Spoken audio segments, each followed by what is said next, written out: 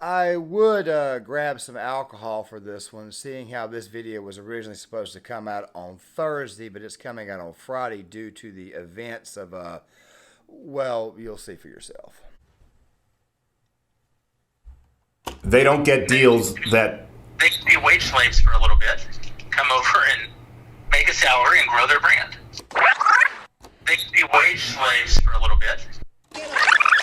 They can be wage slaves for a little bit. God bless the talk boy. Those things are worth like $5,000 now. It's an expensive gag. Well, gang, we obviously have a lot to talk about. This video was originally supposed to come out on Thursday afternoon. However, due to some developments, I decided to postpone it and wait for some more information to come out. And of course, more information did in fact come out. Now, guys, the previous video that I did on this topic was more of a whodunit. There obviously was going to be a bit of a slant because I'm not really and truly a fan of the Daily Wire because of, well, a lot of the things that we have learned. Now, we're going to talk about some of that, but not really a whole lot because I'm pretty sure a lot of people have already heard everything. Don't worry, receipts will come out in this video, of course, but we're going to be mostly talking about Crowder's rebuttal, but we're also going to be talking about Jerry Boring's rebuttal, but we're also going to be talking about how the Daily Wire has responded, and of course a few more things that have came out that, quite frankly, even I, to a certain degree, did not actually know, which I kind of feel a little bit ashamed by because I probably should have actually known.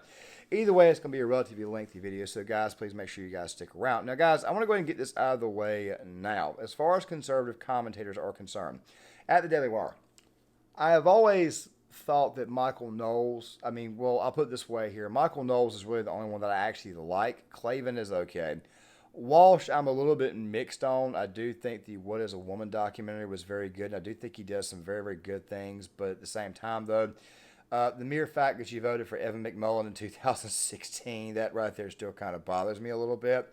And Ben Shapiro has never sat right with me, mostly due to his smugness, the way he acts, and of course, well, stuff like photos like this right here. Body like that, the teeny weeny arms, and the skinny weeny legs, and that oh so turkey looking neck. Yeah, I had to throw in the teeny weeny legs comment when from Ric Flair. I just felt like making that earlier today. Either way, though, we need to go ahead and dive into this. So let's talk a little bit about Jeremy Boring. So Jeremy Boring is the guy who's in charge at Daily Wire, or so we think. A lot of people think that Ben Shapiro is actually in charge. However, it was Jeremy at the quartering got a hold of some information. He posted it to Twitter earlier. We'll get to that here shortly. But Boring responded to Crowder's initial 30-minute video. Now, here's the thing. Boring's video, in my opinion, I thought was pretty well put together, but I noticed something that kept getting said, and obviously I'm pretty sure most of you guys know about the big elephant in the room. Apparently, Steven Crowder was offered roughly $50 million. $50 million to go to the Daily Wire. It's a lot of money. And most people, of course, would not turn down that type of cash. And many people think that Steven Crowder was being kind of greedy. However, Crowder explains it a little bit differently. And like I said, we're going to be diving into both sides of the story.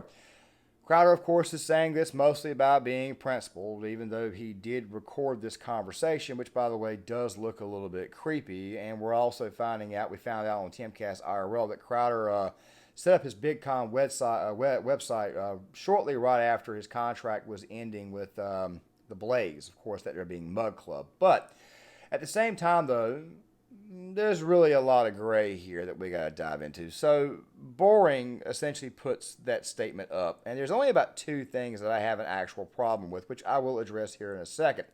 Fact of the matter is that he stated that, well, I tell you what, let's just go ahead and play this portion here, and then we'll come back to it. Again, I think the most entertaining, talented person in the conservative movement, I think one of the most entertaining and talented people in entertainment generally in the country today, has created a very successful content generation company, a very successful production company. But Steven's never had to create the company that actually distributes, markets, and monetizes all of that content. You know, he talks in his video about being one of the only true independent conservative voices. And I find that incredibly offensive. You know, Steven, the whole time I've known him, has worked for someone else. has been paid by someone else. That doesn't mean other people tell him what to say. He's a very independent voice, and that's good. So is Matt Walsh. So is Candace Owens. So is Ben Shapiro. So is Michael Knowles. So is Brett Cooper. But Stephen, as much or more than any of them, a very independent voice. But he's not exactly a self-made man. That's not true. He was paid by PJTV when I met him, which was owned by a billionaire at the time. Then he was paid by CRTV for a number of years, which was owned by a billionaire at the time. Then he was paid by The Blaze, which was subsidized by a billionaire, until Tyler Cardon, one of the real genius businessmen in our movement, turned the company around and made it profitable. During all of that time, Stephen drove a ton of revenue. He's incredibly valuable. I'm not suggesting that he wasn't driving value. He was. I'm only saying he didn't have to build all of that. He didn't have to think about it. And he didn't necessarily have to be profitable. And he doesn't know for a fact that he was profitable because, as he has said very publicly, all those companies, none of them really shared all the information about what was happening with them. So Stephen feels very certain that his show was always profitable, but he doesn't know. That right there was a lot to digest. Now, somebody saying that Crowder does not have much experience, obviously, running a company, that he's basically been off of other people, or he's had to work for other people. Okay, that right there I think is a fair assessment because Steven Crowder has been at the Blaze. Of course, he got chummy at one point in time with Glenn Beck, but for the most part, Steven Crowder's audience is pretty much pretty well organic, as well as a Mug Club, and he does maintain that studio. So I can't sit here and think to myself that Crowder could not actually do something on his own. As a matter of fact, one of the main things that people were talking about, and this was actually in the original video I had planned for today, was that Crowder's kind of too big to sign. I didn't really address that in the first video, but Crowder's got right at 6 million subscribers, and he's got a very, very high following. And not only does he have a high following on YouTube, but he also has a pretty high following on Rumble. A lot of people are running to Rumble to watch his content, and of course, a lot of people are sticking around for Mug Club. They have memberships, the same way the Daily Wire also has memberships as well. Oftentimes, people set up memberships so that way, in case their channel gets a strike or whatnot, they can continue to make money, continue to collect some form of revenue, and continue to post in some form or fashion. Like a website, just kind of think about that right there. It's like you have a separate website where you have separate things, separate like private videos, whatever. Have people pay a fee, that type of stuff right there. The Daily Wire has Daily Wire Plus. Of course, you've got other content creators who have it. Tim Pool, for example, he's got the membership program at his, so obviously he's got a setup there for that right there. Now, the contract itself, to me, a lot of varying opinions on it. I've been seeing a lot of information where it says that the contract is not as bad as you might would think. Mark Dice even did a piece on this contract earlier today, which, by the way, I will be putting this right in the video a little bit later on, because he had a lot of very interesting things to say. And like I said, some of the things I didn't know about did, of course, come from him. I can't believe I just kind of like glossed over it. But the thing is this right here. Jeremy Boring mentioned $50 million over and over and over and over and over again. And don't worry, I will leave that speech in the description box for you guys. I will leave that whole thing in there. Not to mention the Daily Wire, for whatever reason. Like, everybody today just kept on mentioning that actual rebuttal. I have no idea why they kept on sticking to that script, but we'll be discussing that here a little bit more in a second. Boring kept mentioning it over and over and over again. That makes me think right off the bat that this right here is the Daily Wire trying to make this entire ordeal about money. Which, this entire thing, it just feels to me like it just keeps coming right on back to how much money you wanted. Now, Candace Owens, she was on the Timcast IRL special saying that Steven Crowder wanted $140 million. Yet, earlier in the evening, she said that he wanted 120. Now, like I said, we'll get to Candace here shortly because I just saw a woman melt down like I have never seen before. We'll get to that soon. But this is just kind of the, let's just go ahead and say this is how much BS is involved here. Now, with that right there being said, let's talk about one more thing. Now, Boring did say that the content creators, the people that he has on the platform, Shapiro, Brett Cooper, who else, Matt Walsh, Clavin, Knowles, that they are pretty much allowed to say whatever they want, do whatever they want. However, and of course Jordan Peterson works there too. However, though, I'm not so sure that right there is the case. Speaking of Jordan Peterson actually put up a tweet, actually retweeting Steven Crowder's initial video, and it was Jeremy at the Quartering who caught wind of this, and of course, Peterson deleted the tweet. Very, very weird. Crowder, that feels like what you would do, right? Like I did. Right? obviously I'm not part of Big Con. I don't have money to be paying people or to hire Steven Crowder. But it seems like it's not necessarily the fact that, may or may not be them. It's stuff like this. For example, Jordan B. Peterson tweeting out Steven Crowder on the hypocrisy of conservative legacy media, right?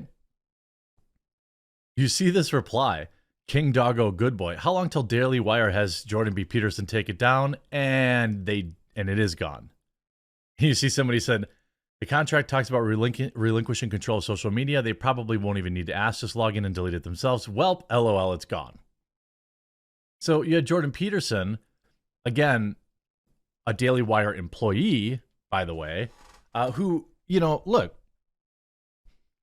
this is probably worse. The idea that having, a major, where's the support for? Weird timing. Maybe it's possible that Jordan Peterson may have shared a tweet and not exactly known what the hell it was. Maybe he initially thought that Steven Crowder was calling out all of the big media. Of course, I'm talking about Fox News, Newsweek, Newsmax, those places right there. Maybe some other conservative channels, maybe The Blaze. And maybe Jordan Peterson thought it was a good idea to share it. Of course, he probably didn't actually watch the video. He just shared it based upon the actual title of the video. It's almost like reading the headline to something, but not actually reading the article. I mean, my God, a lot of people are falling for that crap today.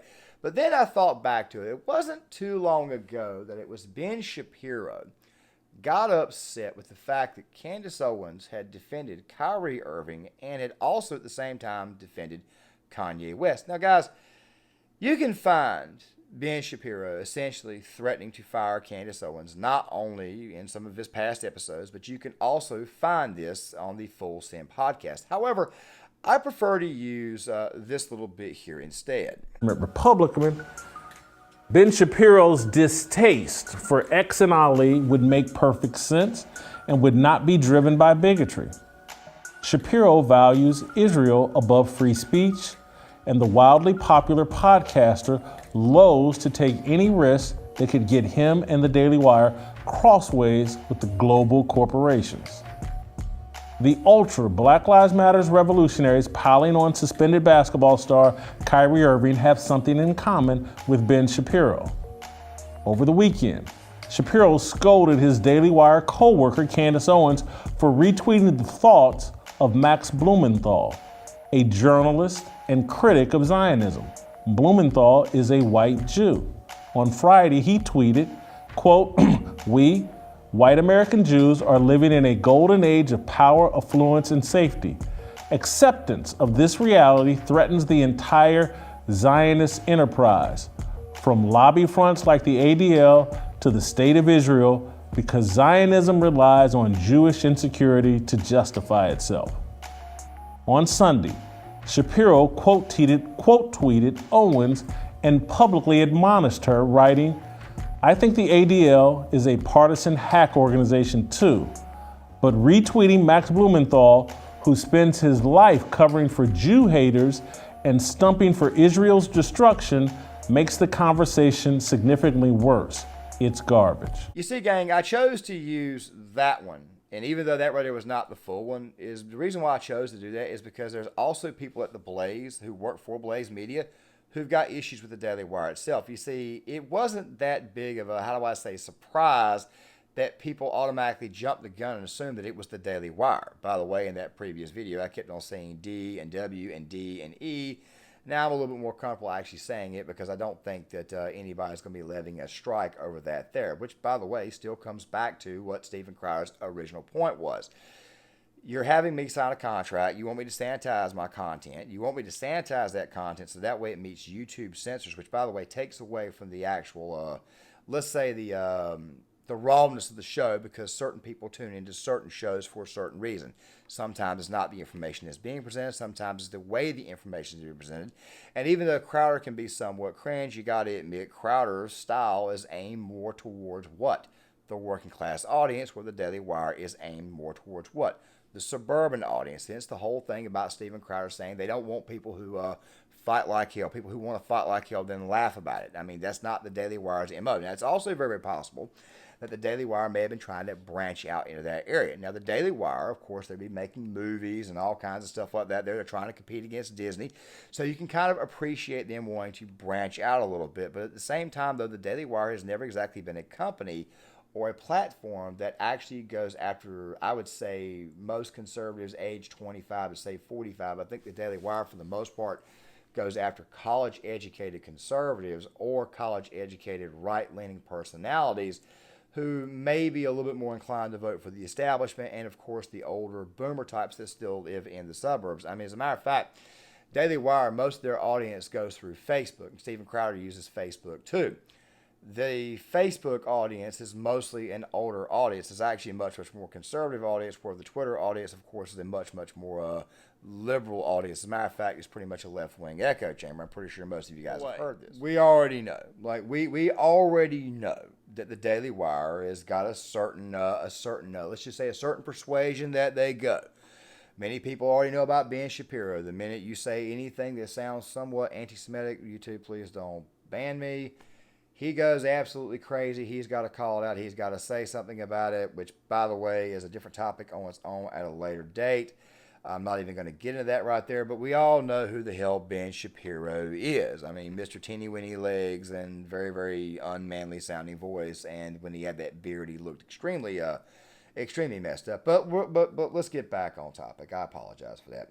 Which brings me to the second part of this video. You see, we have to discuss the actual Steven Crowder rebuttal from today. So, guys, I'm going to go ahead and roll about half of this, and then I'm going to roll the other half after I come back and rebut to the initial and try to explain to you what I think is really and truly going on from Crowder's perspective. Let's go ahead and roll this. Personal things I will say about the people at Daily Wire. Andrew Klavan is one of my favorite people of all time. He has an unbelievable skill to make you feel like the smartest guy in the room, even though I guarantee you he's smarter than you. There are very few people whose company I enjoy more than Andrew Klavan.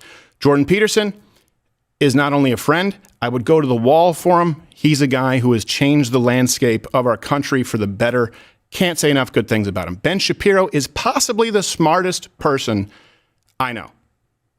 That's as personal as I'll get. Now, here's the thing. Only after that final call, after negotiations had fallen through, pleading on the side of principle and knowing that it was completely met with deaf ears, did I come out like I did? See, here's the thing. Daily Wire, they keep talking about a business. Well, I walked away from the table because I'm talking like it's about a country, about a movement. And this is the thing. The response that I've heard over the years is not just now. I've been doing this for a long time. You constantly hear, it's just business. It's just business. If the people at the top with the financial resources are doing the bidding, that's being the arm of big tech. What you just said is, well, we have to play ball with big tech if we want to make money. Well, I don't. Why don't you guys follow a model like I have and scale it? That's what I've been doing since 2014. You know that. I've been trying to make sure, which I thought we were all doing, that we can all flip the bird to Silicon Valley. This is saying we need him and you need to play ball. And by the way, before some of you ask for this, look, there's always personal information on phone calls. And for the record, I've recorded 3 people on phone calls in my life. All 3 are involved with big tech. Just to be clear, the entire call transcript has been sent to others to verify without hopefully having to release the whole thing. And I'll be on Tim Pool's show, I believe, on Monday to talk about it. Now, this is something else that's been brought to my attention. Look, some people have been sent out from Daily Wire and have gotten very personal. Obviously, when we released this video, we didn't name names, and I told you there are a lot of people in the space who have made offers, and it is true. There are quite a few, and there are some others that have been pretty similar to this. This isn't an incredibly unique scenario, but there have been some good people out there too, and we're still talking with them. So I do know that some people from Daily Wire have come out, maybe been instructed to. I have no idea. I don't care. And they've gotten very personal. I don't want to do that. At least I didn't want to. But now it's sort of necessary. Now, first and foremost, I got to say this. The Daily Wire, if they are above the fray, and we'll be getting on this right here because the personal aspect is going to come up in the second half. If the Daily Wire wanted to stay above the fray, then maybe what the Daily Wire should have done was, I don't know, kept their mouth shut, not said a single thing. Why in the world would you come on out and tell everybody that you offered this guy $50-some-odd million? I understand Steven Crowder recorded Jeremy Boring's conversation. I understand that. I get it. And there may even be a lawsuit coming.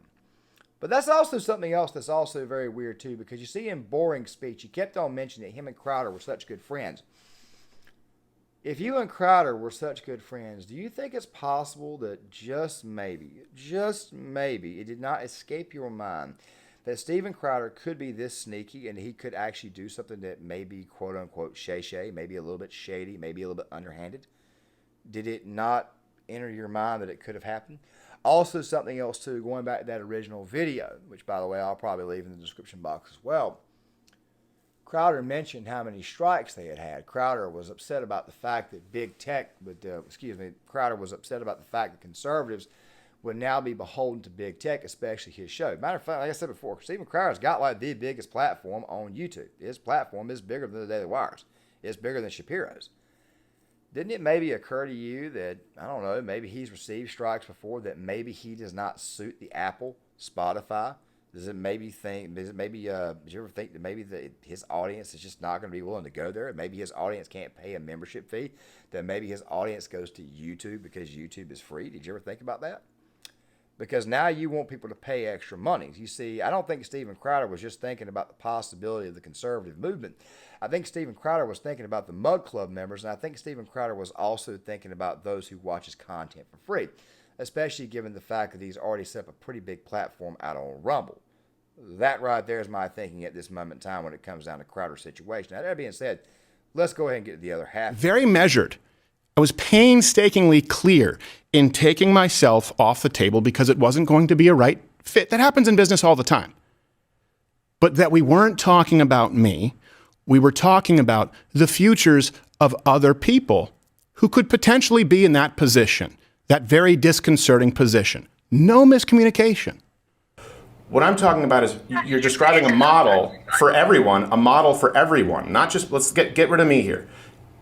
Everyone, if there's a penalty for being demonetized on YouTube, because your business model requires that be a huge component of it, you need to change your business model or this movement cannot work, Jeremy.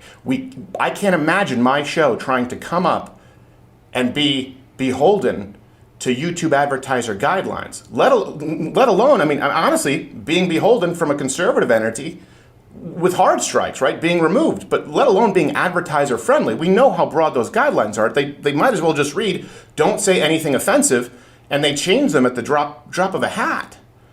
I'm not suggesting that the guidelines aren't terrible. I'm suggesting that if making money off of those platforms is part of how you're justifying the salary you're paying someone, then or the fee I keep saying salary, the fee you're paying someone, then when those go away,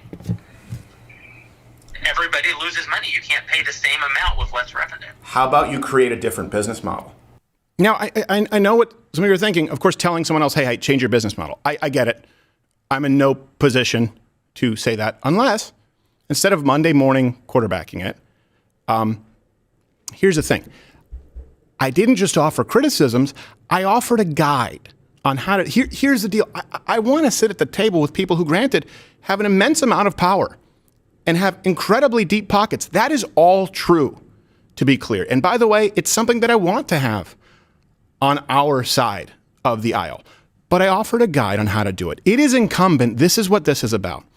It is incumbent upon conservatives, if we believe what we say, to uncouple, to divest, if you want to use that term, from big tech. Right? For the business models with 500,000 YouTube subscribers or something like that, 100,000. Let's say it's some other kid you're paying six figures to come in and do it. There's not the penalty of the demonetization or if they're removed from iTunes, Apple, YouTube. Yeah, sure there would be. And here's something else. I was also very measured. I was painstakingly clear in taking myself off the table because it wasn't going to be a right fit. That happens in business all the time. But that we weren't talking about me. We were talking about the futures of other people who could potentially be in that position, that very disconcerting position. No miscommunication.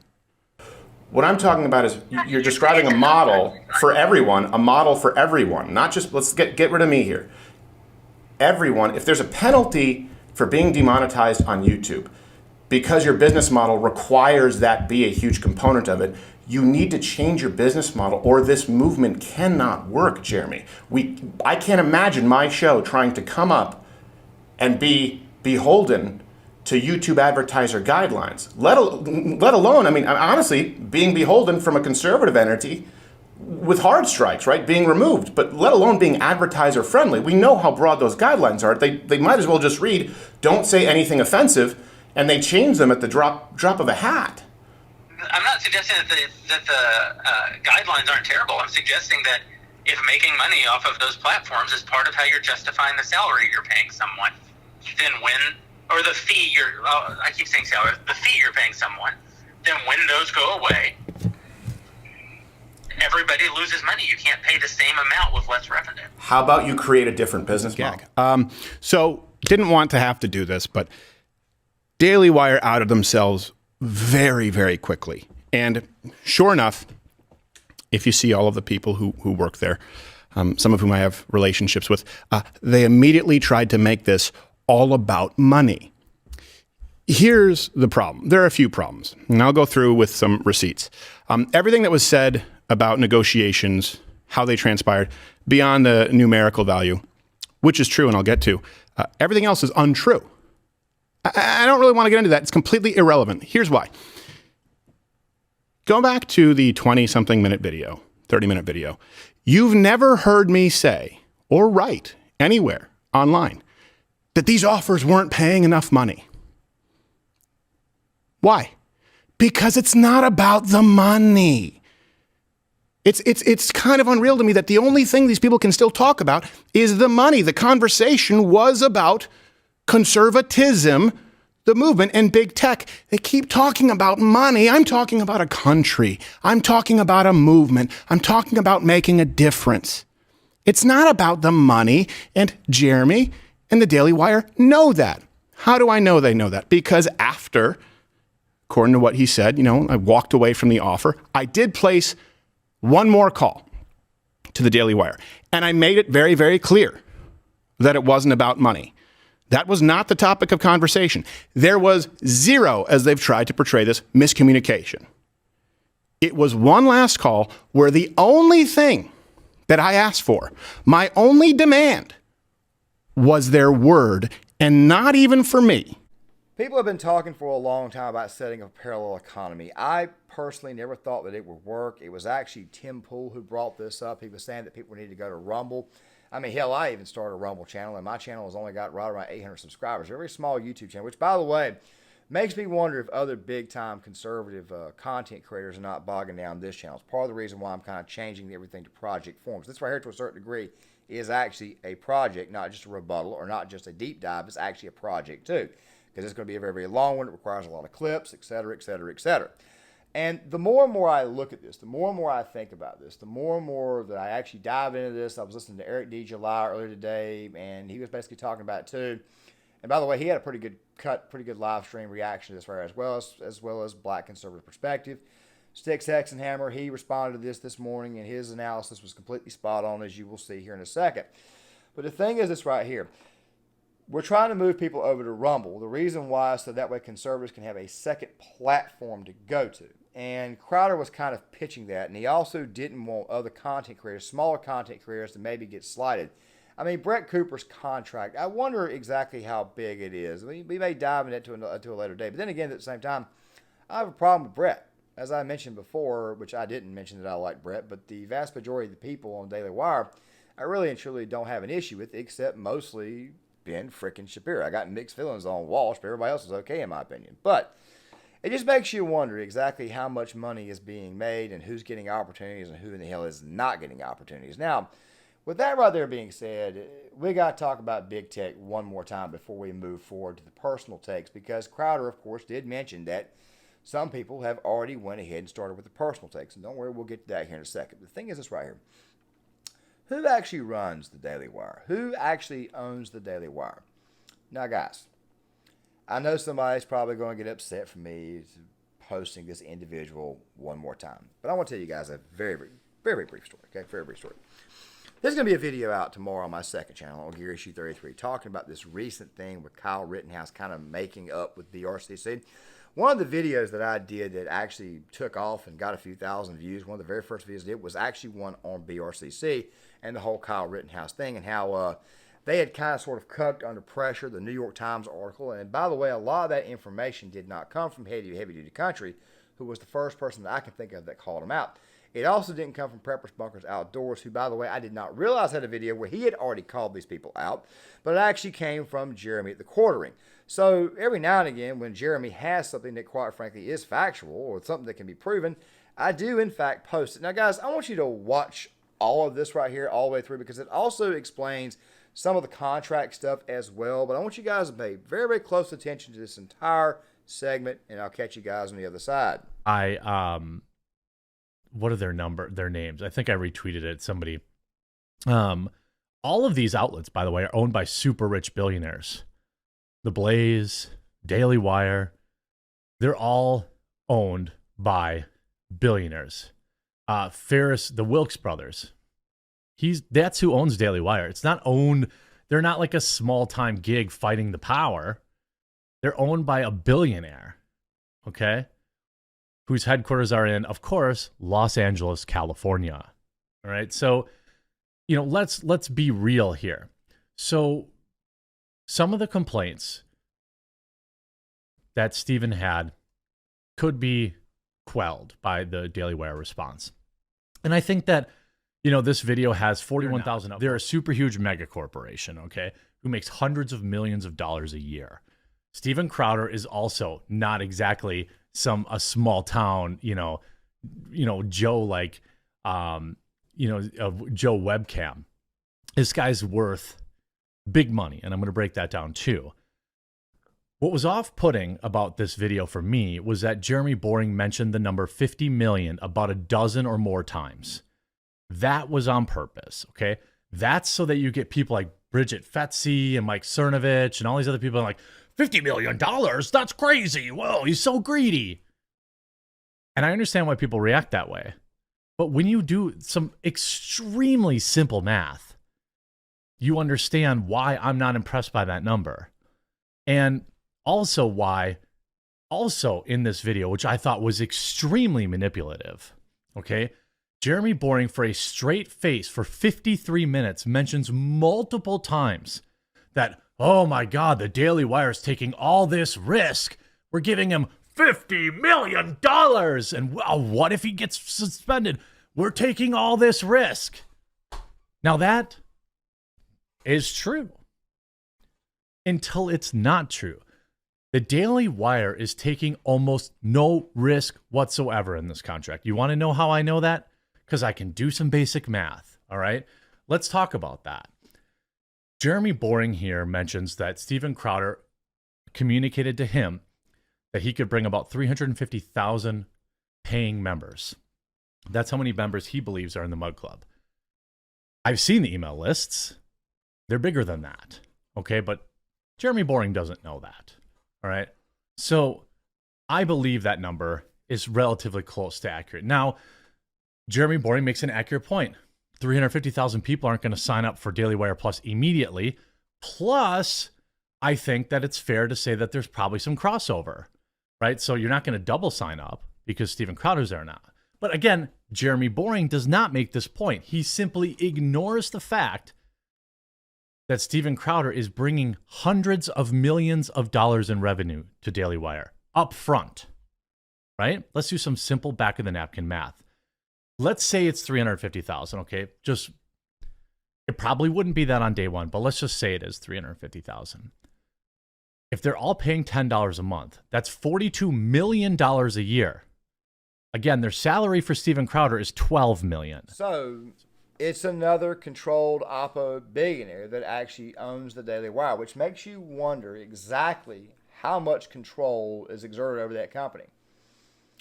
I wonder, did Steven Crowder do all this as a bit of a sting operation? I mean, I don't think he did, But you see, one of the things that people are talking about, and don't worry, I will try to edit this in before the night's over with. If I can't edit it in, I'll just put the full Timcast episode in. You see, during that Timcast IRL episode, Candace Owens, she flipped out. She went crazy for about 20 minutes, 25 minutes. Claws were out. I had never seen Candace like this before. And I kind of had a feeling that she was going to melt down because she'd been tuned up on her podcast. And don't worry, we'll get there because Candace is kind of a theme in this video. As a matter of fact, I wanted to put her face and her expression, her reaction in the thumbnail. But of course, I couldn't actually fit it in. I'm still learning how to use the YouTube thumbnail system outside of FonTube. The thing is this right here. It's not a good look. You see, when things like this occur, it is best, number one, to never get personal. You see, the minute you get personal, regardless of whether Crowder set this whole thing up for money or whatnot, the minute you get personal, guess what happens? You look bad. You look like a Karen. You look like a cackling hen, and nobody respects you anymore. The contract. You see, when I talked about Candace Owens and being nervous, a cackling hen, and going on the offensive, on her podcast earlier, she said that Crowder wanted $120 million. Her initial reaction when she gets on Timcast IRL is that he wanted 140. Well, Candace, which one is it? Is it 140 or is it 120? You see, these were the same type of questions that a cop would probably be asking. Which one was it? Was it 100? Was it 50? Was it 75?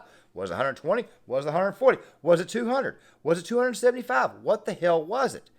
You see, some people, when they get off kilter, they get off their game, they kind of expose themselves just a little bit. I know this because, quite frankly, I've done it myself. And somebody may say, well, she may have been flustered. You know, you never know. Candace Owens being flustered? Candace Owens, in my honest opinion, as much as I have watched her, I have never, ever, ever, not one time, ever seen her be completely ill-prepared as what she was when she went on the Timcast IRL. And even though I'm not really posting a whole lot in this video about that, I am posting the Timcast IRL special, even with the clip. You see, apparently, they got the information from Hassan Arabi. Hassan is really somebody you should be trusting. That Crowder had actually set this entire thing up. He had set the website up, all that stuff right there back in, I think it was like December the 22nd, December the 18th, somewhere, one of those 2 days right there. Don't worry, I'll try to plug it in here in a second if I can find it. But the thing is this right here. It doesn't really matter. You see, it's very possible that Steven Crowder, the minute that his contract was up at the Blaze, it's very, very possible what Steven Crowder did was he set this entire thing up because maybe he did plan on going rogue. As a matter of fact, if Steven Crowder wanted to, he could have also deleted the website in case the Daily Wire did offer him that much money and he chose to go along with it. Obviously, he did not plan to do that. You see, all this stuff could be explained away, and I'd like to hear his explanation on Monday night when he goes on the Timcast IRL. But before we get to Candace, we got to roll some of these reactions. I mean, some of these actual honest-to-God reactions that came from members of the Daily Wire, including tweets from Matt Walsh and, of course, Ben Shapiro. He had a rebuttal, and, of course, Candace Owens. Let's just go ahead and roll this and see if you guys don't catch joint venture works. Stephen interpreted that as somehow misinterpreted. I'll give it the best possible gloss. He somehow misinterpreted that as us attempting to, quote-unquote, do the work of YouTube. No. If you want more on that, then you should check out my friend and co-founder, Jeremy Boring's 55-minute video going through every single word of the term sheet that Stephen selectively read on his own YouTube channel. He read certain parts, he didn't read other parts. Jeremy reads literally word for word the entire term sheet and explains every single term therein. I think it is well worth the watch. We should all be on the same side of this thing. I'm encouraging you that you should go subscribe to Stephen's Mug Club. I hope that he's very successful in whatever endeavor he chooses to pursue. That does not mean that he happens to be correct about the term sheet we submitted to him, and there is something rather nasty about attacking people who have been friends for over a decade, colleagues, defenders for over a decade, on the basis of your own misinterpretation. Michael Knowles, he threw mud on every single person, Brett Cooper, that works for Daily Wire, by implying that we are signing these contracts, and he is heroic for not signing it, and pulling out excerpts of the contract to say basically we're beholden to big tech, right? And I don't like that. If you want to rev up your engine and fire up your big truck, don't get mud on my car, right? That's my thing. If you want to go to war, keep me out of it. At least say this was a contract that was offered to me. He kind of makes this plea. And again, people were just on board with it. But I will also be honest that I was a bit disturbed. Like I said, heavy accusations that this is how the contracts are being handled. This would mean and imply that I was working for an organization that is not acting in the capacity of what I would like, how I would like them to act, right? Or acting in good faith toward the talent. And it felt predatory. So the first thing that I did was I reached out to executives here and was like, what is this? Are you guys going to respond to this? I want to know whether or not you're actually treating people poorly behind the scenes, because it matters to me. It's always mattered to me. Okay. You can speak to any organization that's ever worked with me. I have a very good reputation. I maintain friendships with everybody. I do. I don't personally know Steven Crowder. To be honest, the first time I ever had any correspondence with him, he was a bit of a dick to me. You can bleep that out, whatever. But he offered me online to come on the show. I said yes. And an hour later, he lied and said that I canceled, and I never did. And then he corrected it and said, we got confused. And I just thought that's pretty crappy that you publicly tweeted. At the time, I think he had more followers than me, that I canceled on your show and I never did. But anyways, I never met him in person. And I think he's tremendously talented. And I laughed all the way through his Alexa Night coverage. So I didn't really have a horse in this race, and I wanted the Daily Wire to respond to it. I said, you have to respond to this. This makes us all look guilty. People are now thinking I signed a contract with this, like I sold my soul to the devil. This is the implication here. So Jeremy Boring, the co-CEO of Daily Wire, did in fact give a response, actually a thorough response. And let's not forget that Crowder never actually mentioned anyone by name. As I said before, guys, the minute you go personal is the minute that you lose. You see, guys, the Daily Wire, they could have weathered this completely. And then Candace, she brings up the fact that people are suffering. Candace, you get millions of dollars, hon. You get a hell of a lot more money than I do. You get more money than I'll ever see. You're not suffering. Ben Shapiro in that Full Send podcast tells you he lives in a gated community. He lives in a suburb. He's got millions of dollars. He's not suffering. I don't get that much money. I don't get nowhere near that much damn money.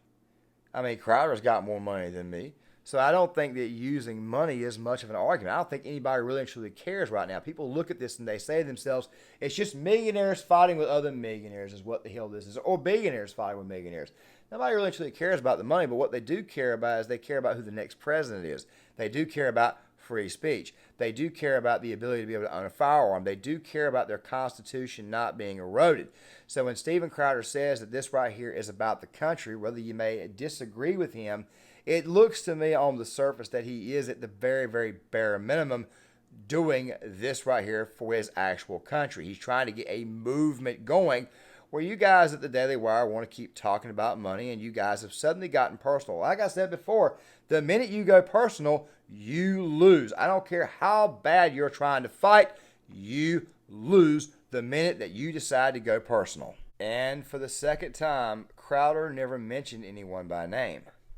But of all the takes, out of all the people who made any content today, which of course was Thursday morning, or released any, the person who did it the best was our good friend Mark Dice. Oh, I mean good friend because his content is good. It's very, very good. He always has the receipts, and you guys will see right here in a second. So what I'm going to do is I'm going to play the first part, then we'll play the rest of it after I respond to the first part. But once again, like I said before, you're starting to see a pattern here. You see one person is preaching this right here as principle, where the others are just talking about Make it seem like he was warning wannabe influencers and up-and-coming YouTubers about these terrible contracts from conservative media companies, and they could charge you $100,000 if you miss one video. But after watching the Daily Wire's response to him, which is almost an hour long, where Jeremy Boring went over the offer line by line, I think what is really going on here is Crowder thought that his show was worth a lot more money than it is, so he told the Daily Wire to get lost because he wanted $30 million a year, not the $12.5 million that they offered him.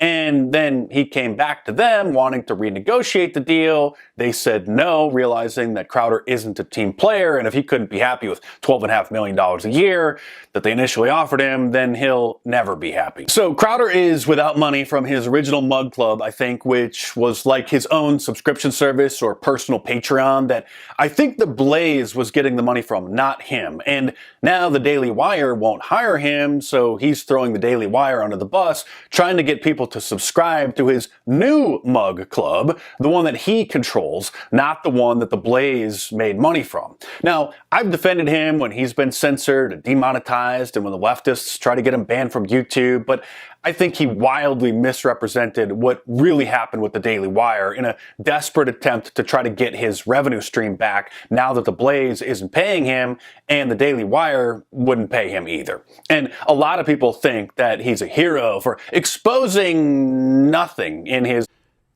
Don't make me have to provide receipts. Yeah, I'm sure your little video is going to cause the con artists to completely change their ways. Please be better, phonies. Since Steven Crowder apparently doesn't have the guts to do what should be done, I will. I will show receipts again like I have been for years, exposing Conservative Inc., the brand name Republicans. But first, Crowder went on to complain that the contract, which wasn't even a contract, it was an offer or a term sheet given to him by one of these big con companies, stipulated that if he got banned from any of the platforms, his pay would also get cut. Well, what a surprise. If you lose your reach, the advertisers lose their reach, and so the network loses money, and you're going to lose money. But he was really focused on one clause, saying that he would be docked $100,000 if he missed one episode. Well, I'm going to give it to you straight, like I always do, and because I don't have a dog in this fight, he conveniently didn't mention this, but the Daily Wire was going to pay him $50 million for 4 years, for 192 shows a year, which is 4 per week. So if he missed an episode because he was traveling to an event somewhere or sick, he could easily make it up on one of his off days. And if you do the math, 50 million divided by 4 years is $12.5 million a year. Divided by 192 shows, that's $65,000 per show. So Crowder was making it seem like them docking him $100,000 for missing 1 day worth of work was atrocious. Like he's a normal guy and making $80,000 or $100,000 a year. But really, it's basically just them recouping the cost that they paid him for the missing episode with a small penalty in comparison. It would be like if you missed a day of work, not only do you get docked for that day, but you also lose a second day's pay as well. Not the end of the world, especially when you're making $12.5 million a year. This is Sean Hannity money. This is Anderson Cooper money. This is making me feel like a total failure kind of money. But Crowder is big time. He's the most subscribed conservative channel on YouTube. Now, Mark Dice, at least on the surface, appears to be at least 3/4 to 80% correct. Steven Crowder even said it earlier in that segment. Okay, he said it earlier in that segment. I talked to these people. We had a discussion, this, that, and the other. Things just kind of fell apart. I went back over there and tried to get another offer, and of course, the Daily Wire said no. But of course, as you guys could hear from the phone call, the Daily Wire did not say no. Apparently, the Daily Wire was willing to play ball with him. Steven Crowder looked at the contract. He looked at the actual stuff that he had there, and guess what he said? This contract right here sucks because guess what? I got to sanitize my content, and guess what else is going to happen? That means I'm going to be under Big Tech's umbrella, and I've already got too many strikes as it is. I figured the Daily Wire would have known this. They claim to be such great friends of mine. They would know that I have been suspended on multiple occasions from this platform. Not to mention the fact that Steven Crowder has been demonetized for the past 3 years. He's not getting any money off of that. He's getting his money off of the Mug Club subscriptions. And he's also at this same exact time, and Jeremy alluded to this right here before as well, he's also getting his money off of Rumble. So Steven Crowder has already done what? He's already set up an operation somewhere else. He's been trying to convince these people to go in that direction, or at least expand upon it. And of course, the Daily Wire, because they're controlled, they can't exactly do that. But if you want further proof of the Daily Wire being controlled and where we're actually going, let's watch the rest of this. And Shapiro, who is paying Facebook $135,000 a month every month on average to boost his posts on Facebook, just for his Facebook page alone, not for all Daily Wire advertising. So Shapiro paid Facebook $7.3 million divided by 4.5 years. Note the dates from May 18th through today. So That's $1.6 million a year or $135,000 a month. So it's no wonder Ben Shapiro is the most popular political pundit on Facebook. This is publicly available information, by the way, that Facebook provides as part of their transparency policy after a few Russians bought some ads back in 2016. So who's in bed with big tech? Ben Shapiro. They're basically married. Also, as I've mentioned numerous times before, Ben Shapiro had a secret dinner with Mark Zuckerberg, at least one that we know of, at one of Mark Zuckerberg's homes. This is what Steven Crowder was alluding to, something that I've been talking about for years, something that he never mentioned before because he was in that inner circle Conservative Inc. club. Glenn Beck was also at one of those dinners with Mark Zuckerberg. That's another fact that we know. And since we're on the topic, people should also know that Dave Rubin had a private meeting with YouTube CEO Susan Wojcicki in 2019. He's Conservative Inc.'s token gay guy, so you know they're supporting him so that he can keep making the Republican Party more progressive.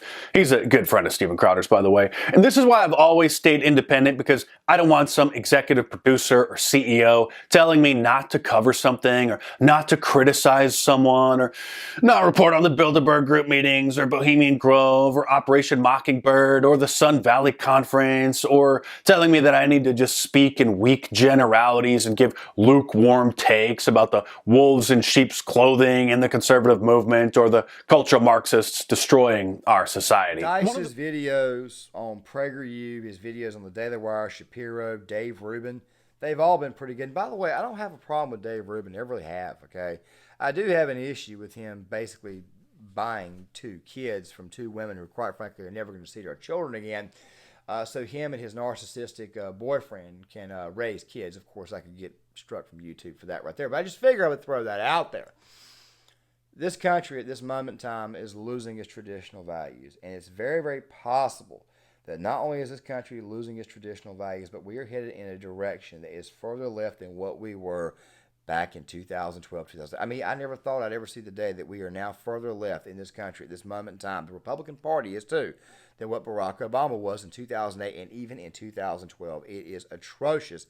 And people like the Daily Wire, of course, kind of help lead us into that direction. And one more time, Crowder never mentioned any one of these people by name, which makes me wonder exactly how much more dirt does he have. You see, Mark is correct. Stephen did come from that circle. Makes you kind of wonder, what else does he have? What does he have on Matt? What does he have on Ben? What does he have on Michael Knowles? Which I also kind of find funny. He didn't mention Candace. What's he got on her? I mean, I know that Pastor Daryl Scott does not like her. He rails against her every chance he gets. I just wonder. Crowder was a part of this circle, and Crowder is leaving this circle. It just makes me wonder exactly what is he pulling from that circle, if given the opportunity. And as I may have mentioned before, Crowder did set up the website before all this happened. Now, of course, I said earlier this right here may have been in response to what happened with Mud Club and Blaze, but he also addressed the Blaze during his first 30-minute little spiel. So it makes me kind of wonder, exactly what does he have on these people? What has been said? What has been communicated with? Oh, and that also reminds me, he's had a few sessions this past year with Alex Jones, so I just kind of wonder, what does Alex Jones now know? Has Steven kind of like told him anything? That Mark Dice video will be in the description box. I will guarantee that right there will be there because that video is not, that clip's obviously not the full bit. Dice does kind of commend him, and Dice is becoming a little bit more relevant now because just about everything the man says ends up becoming true or has been proven to be factual. So you want my honest opinion? Here's my honest opinion. Before I close this video out, which by the way, I do have one more small segment, which by the way is going to discuss my future, which by the way is something I need to kind of make up for because they edited a clip that was in that last video I didn't exactly come out right. So there's something I need to say. But here's the deal. You want my honest opinion on this right here? It's like I said before. For the most part, most of the personalities of the Daily Wire I don't have an issue with. Like I said before, mixed emotions when it comes to Matt Walsh. Never really cared for Shapiro. Boring, seems like an all right dude, but at the end of the day, he looks more and more like he's more about the money than he is the actual message. Candace Owens, of course, kind of showed her ass tonight, which, by the way, I had a feeling she was going to do because she was already pumping up to it in her actual podcast. bringing up a lot of stuff that quite frankly was meaningless, an NDA from one employee, stuff like that. Right? Oh, and he was a jerk to me. He was a dick to me. The Daily Wire has shown their hands, or at least most of their personalities have shown themselves to be nothing more than a bunch of good old-fashioned cucks for cash and sellouts. And while Steven Crowder may have done some shady stuff to get this little bit of information, I gotta say right now that both of them have dirt on them. It just so happens to be that Steven Crowder has a lot less. Or I'll give you another analogy, seeing how we're talking about dirt. It's an old proverb. You see, if you ever find yourself in a mudslinging contest, I want you to think about this really quick. If you ever find yourself in a mudslinging contest with somebody, after a while you're going to run out of ground to stand on. The other person may be covered in mud, yeah, but you've got no ground to stand on. If you've got no ground to stand on, it's not very, very hard for that same said person to wipe the mud off, run over to you, and kick you in the face and practically kick your head completely clean off. Now, with that right there being said, let me go ahead and close this. I feel like I failed to address this right in the last video because of the way I edited the video. It didn't come out right. Now, I want to say this. The goal of this YouTube channel is not only to get messages out, it's not only to get information out to the right people, not only to give a common sense explanation of what's going on in society, but the point of this channel is also to make some money at some point in time, which, by the way, we're close to monetization thanks to you guys. Obviously, you don't get into YouTube to not get monetized, and my channel's been buried in the algorithm, and sometimes the content don't get out due to my own fault. I finally learned how to kind of gauge the system a little bit more, and I'm learning. I kind of started out very, very raw. It was done on a whim, mostly out of boredom, but I do eventually want to make this channel work. I try to treat this channel like a small business. Now, at this moment in time, and I am saying this without even being monetized, I would be very, very much not inclined to sign a contract with anybody. You see, I've got another revenue source, and I do from time to time still go look for work, and when work is available, I do take it and use this right here as, guess what, a bit of a side gig, even though I do enjoy doing it, and it is a passion of mine. And obviously, I want to branch out into other stuff. It's part of the reason why I want to create other channels, so that way things don't get confused as far as content's concerned. I know a lot of you guys who originally subscribed to this channel subscribed to the sports stuff, and of course it got political. But of course, that right there is my fault. But at the same time, though, I still like talking about social issues because the social issues affect America. They affect our society. And of course, as a guy who considers himself to be a patriot, you're obviously going to want to fight for your country. You're obviously going to want to do it in some way. I can't get behind I can't don a flag in Kevlar anymore. I haven't done that since 2007. So with that right there being said, I just want you guys to know right now, at this moment in time, I plan on continuing to do this right here. It's going to be treated like a small business. And I'm very, very much more in favor of freedom over massive amounts of cash. As a matter of fact, the way I've got Rumble set up is so that way I only get the max amount of profit that comes off per video. And the reason why I did that is so that way I can maintain rights to the content that I post. Which, by the way, I'll probably post this video to Rumble tomorrow afternoon as well, and probably leave a link to there tomorrow in the actual description box itself. And whatever things I can't fit in the description box, they will be laid in the comment section. So please, guys, make sure you guys hit that like button. Make sure you guys subscribe if you're new here. If you haven't subscribed, make sure you guys hit that subscribe button. Make sure you also click on that notifications bell so that way you guys know when the content comes out. Make sure you guys leave a comment in the comment section. I do want to get you guys' thoughts, and I will see you guys later.